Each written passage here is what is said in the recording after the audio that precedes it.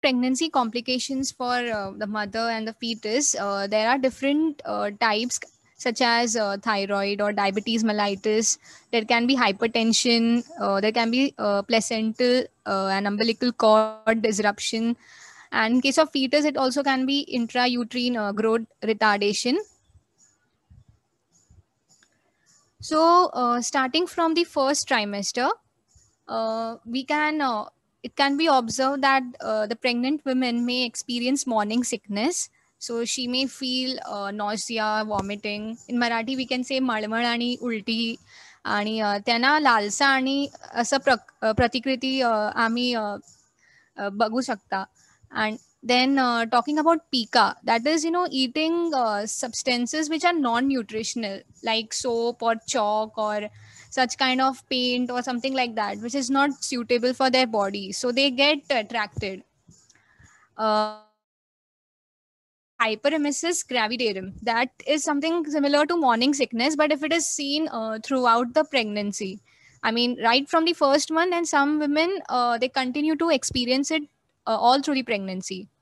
And miscarriage, wherein the fetus may just come out of the vagina, and there can be bleeding seen. And yeah, in the second trimester, there can be anencephaly, that is, the organs may not be formed properly. There can be in case of Marathi हम लोग उसे गोड अस्थिंबंधन वेदना सांगतात. Second type of kind of complication we can see is cervical incompetence, that is failure of the uterus to hold the fetus. So it's the cervical loses its strength, and the fetus may come out. And the last one is GDM, that is gestational diabetes mellitus, or in Marathi it can be called as Garbhakaleen Madhumeha. So basically, what happens is that in the second trimester, all the nutrition that is going towards the placenta and the fetus, the glucose levels may increase, and that can lead to increase in the blood glucose levels, and that can there are chances of gestational diabetes mellitus seen. And there are it's seen that most of the children which are born from such women have more chance of developing gestational diabetes mellitus type 2 in the future.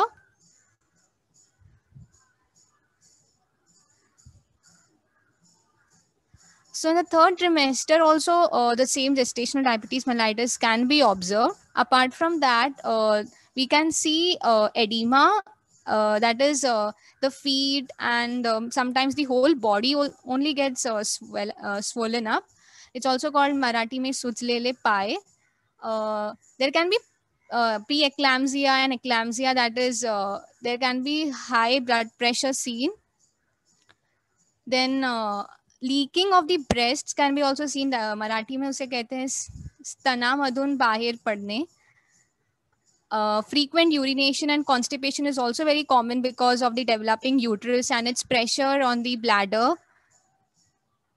वारंवार मूत्र विसर्जन मराठीमध्ये आम्ही बोलतात. So after the baby is delivered, that is postpartum, lochia, that is vaginal discharge, like mucus or the blood loss can be blood coming out of the vagina can be seen. Then fatigue, then sore or leaky breast, similar as the third trimester. Baby blues, that is a kind of a depression situation for the women, that she may not be very attached to her own baby, and she gets very anxious. And I have seen one of the cases with one of my teachers. She has faced such problems, and she was completely under postpartum depression, and she was not able to connect with her child for many months. So it was a very difficult time for her. So she was explaining how the whole period of baby blues goes. So there is a requirement of good family support and social well-being. It's very critical throughout the pregnancy and also post natal. Stria gravidarum. Now, this is like stretch marks which are seen, and stretch marks is very common. It's very normal, but in stria gravidarum, it becomes very. It becomes very much kind of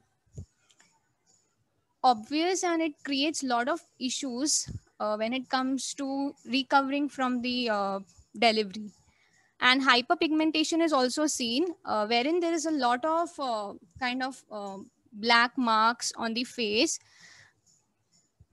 So the effects which we can see includes prolonged infertility. There can be abortions, placental abruption. There can be preterm delivery, like maybe in the 7th month or the 8th month. Anemia can be seen. Malpresentation such as breech position can be seen. Low birth weight of the baby. In case of gestational diabetes, I forgot to mention that there can be large sized babies delivered, and also stillbirth can be seen.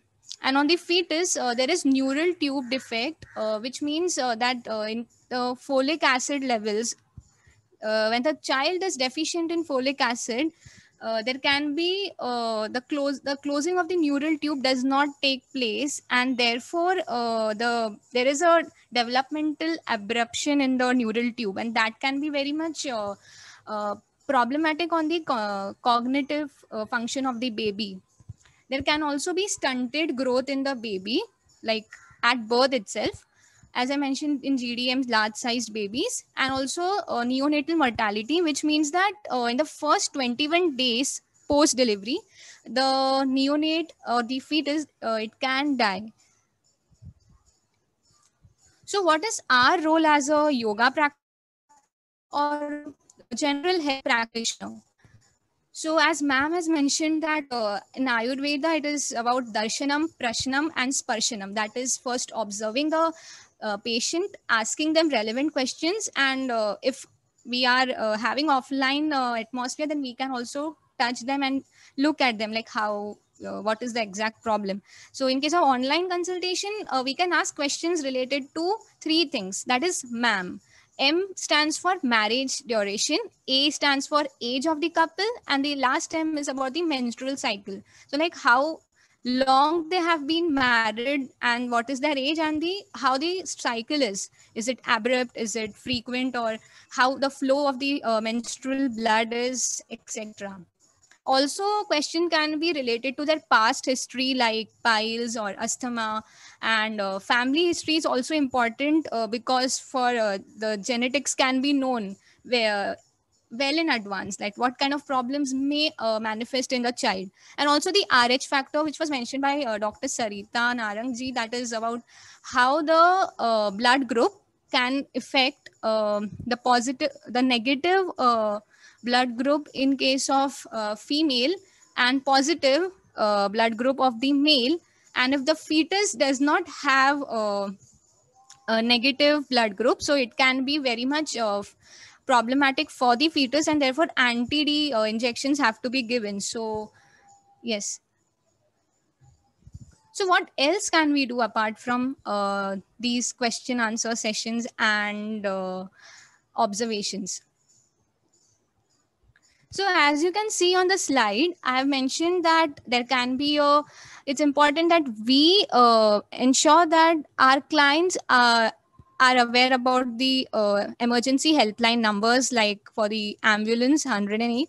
And also on the upper right side, you can see it's a glucometer. It's very important to know, to keep a check of their regular blood glucose levels, and also to have a BP monitoring machine. Just a small question to all of y'all.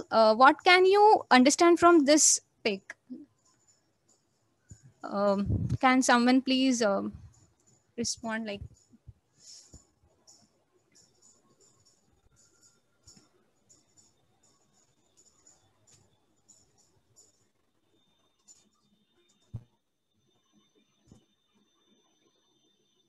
no, interested in replying for this?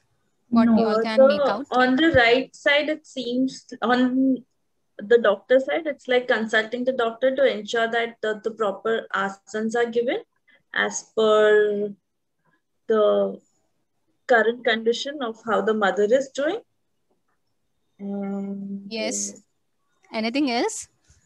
um, Yeah, so I think just being prepared. So you should know when to have your ambulance ready or when to go for an emergency during emergency. Getting your sugar checked regularly. Being in consultation with the doctor and doing your asanas and based on your I think the diet. I mean the date, due date, etc. So I think all that is somewhere. Yeah, so Yes, yes. definitely the asana You, and the nurse. exactly. Yeah.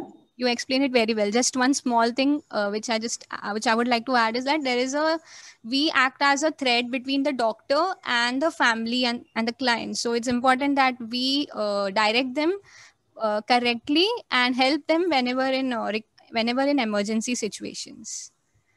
Oh. So the rest